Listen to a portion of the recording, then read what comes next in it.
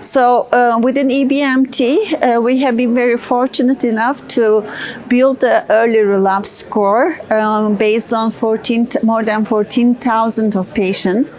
This is the greatest study so far in terms of subjects. And earlier there were two attempts, first by CIBMTR and later by GIMEMA. They displayed the same effort with the same aim to predict early relapse, which is within 12 months of transplant. The parameters that they integrated in their score are different, and in the current EBMT score that is now in publication in the journal Blood and Marrow Transplantation, we are able to have 5 different categories of patients which discriminate very, very low risk of relapse versus about 50% of relapse.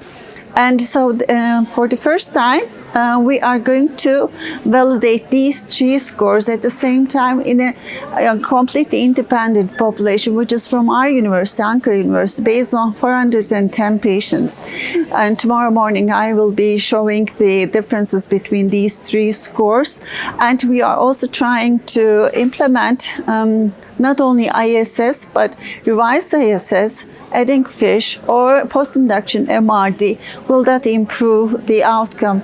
So I would like to invite people to come over and listen to our presentation tomorrow morning to see the differences. And so I think we are improving in this category so that we may be able to assess with a dynamic score patients who are responding very well prior to transplant, so that we can foresee how their outcome will be in the first 12 months after transplant. And that may enable us to recognize high-risk patients and to take precautions earlier before advanced disease symptoms occur and resistance occurs.